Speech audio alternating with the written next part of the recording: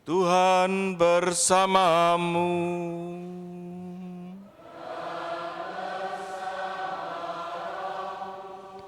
Inilah Injil suci menurut Matius.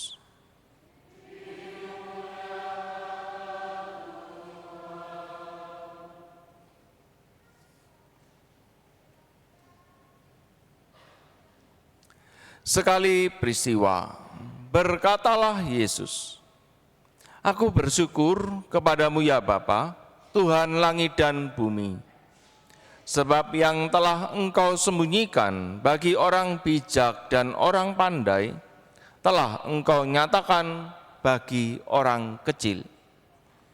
Ya Bapa, itulah yang berkenan kepadamu.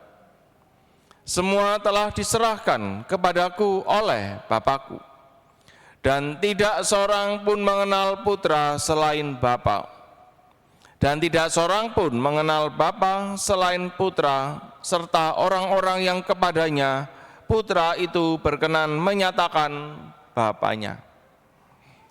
Marilah kepadaku, kamu semua yang letih lesu dan berbeban berat. Aku akan memberikan kelegaan kepadamu. Pikulah gandar yang aku pasang dan belajarlah kepadaku. Karena aku ini lemah lembut dan rendah hati, dan jiwamu akan mendapat ketenangan. Sebab gandar yang aku pasang itu menyenangkan dan bebanku pun ringan." Demikianlah sabda Tuhan.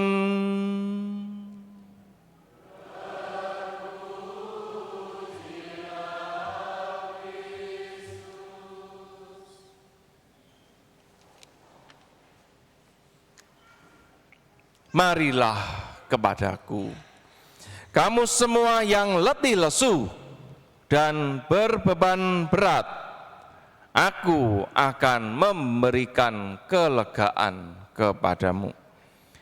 Pikulah gandar yang aku pasang dan belajarlah kepadaku, karena aku ini lemah lembut dan rendah hati, dan jiwamu akan mendapat ketenangan. Sebab gandar yang aku pasang itu menyenangkan dan bebanku pun ringan. Saudara-saudari yang terkasih dalam Kristus, bagaimana kabarnya sekarang ini? Baik semua? Di sini ada yang berbeban berat? Ada yang beban berat? Siapa yang berbeban berat? Angkat tangan boleh.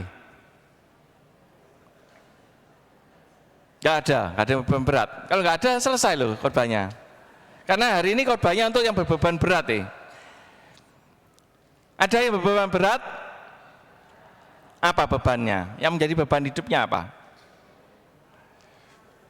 Apa?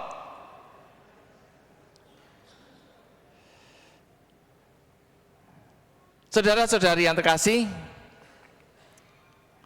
apakah kita merasa kalau kita ini lelah? Kalau saudara lelah, merasa enggak?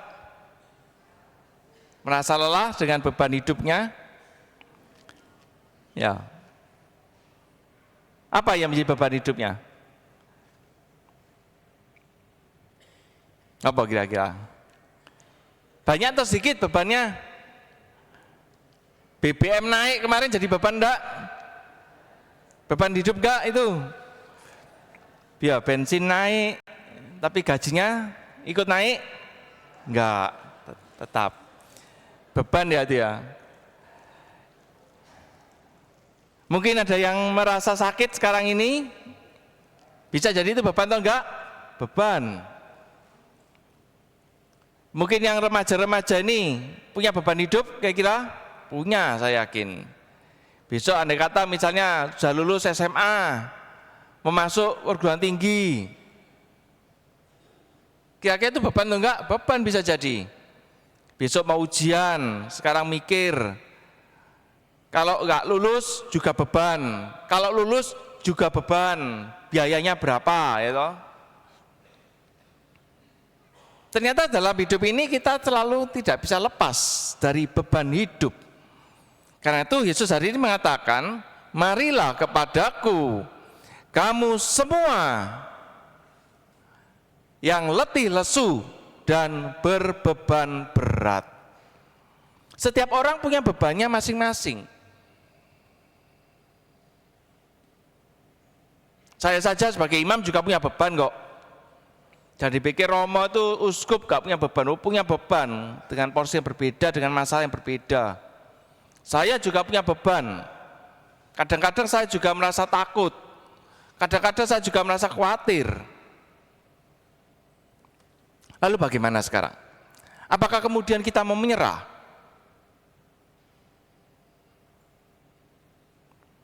Apakah kita mau terus mengeluh? Mau sambat terus?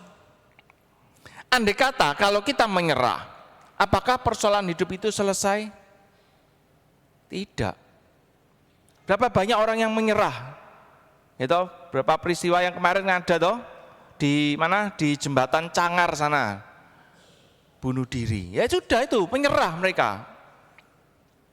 Karena punya beban hidup, diputus pacar, beban atau enggak itu kira-kira? Beban bisa jadi.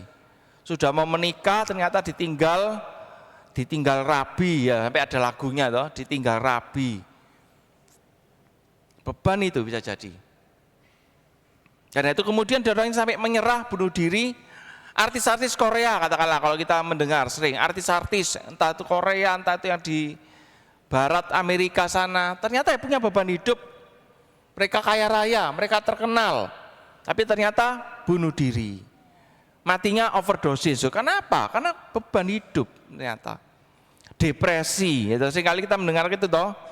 Orang depresi karena apa? Karena punya beban. Kemudian bagaimana? Apakah kalau kemudian kita terus mengeluh, masalahnya selesai? Tidak. Justru ketika kita menyerah, banyak masalah baru yang akan muncul kemudian.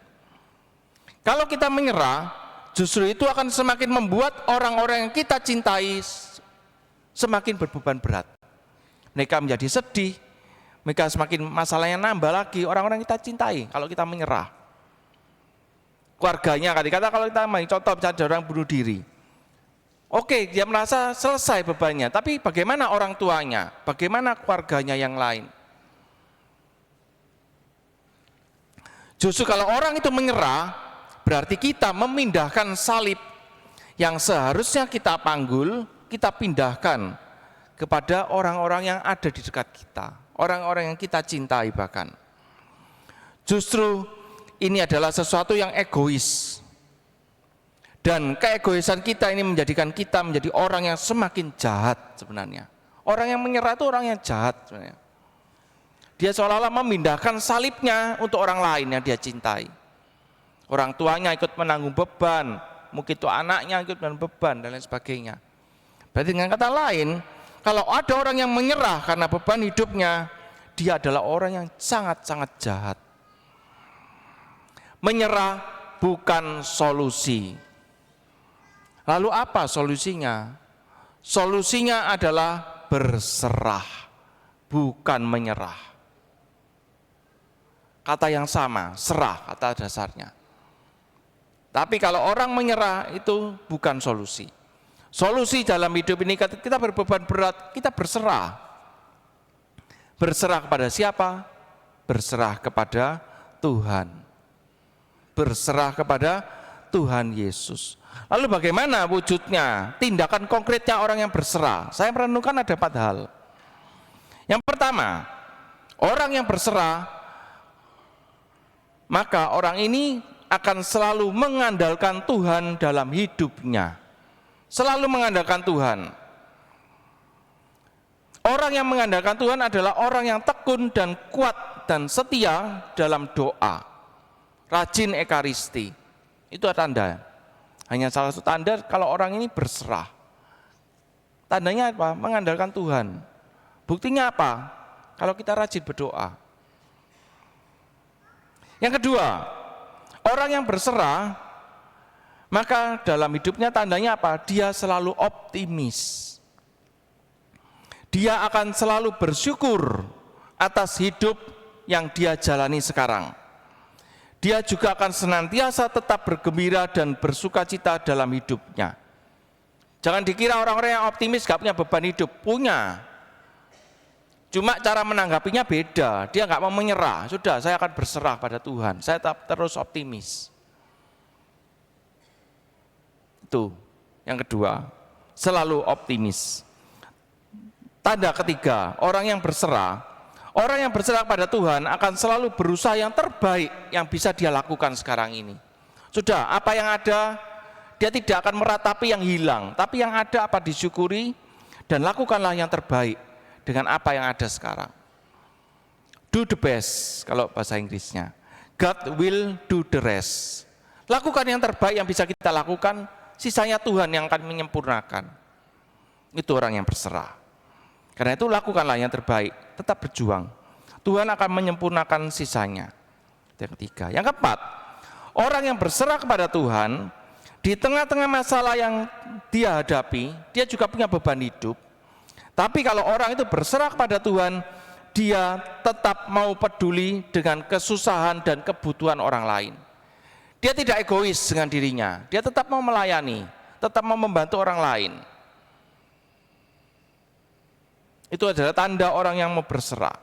Dia tetap mau melayani Tuhan dan melayani sesama. Tetap mau terlibat dalam karya-karya gereja, karya-karya keselamatan. Bukan berarti dia nggak punya beban hidup, dia juga punya beban hidup. Tapi dia tetap mau membantu. Dia tidak egois dengan dirinya.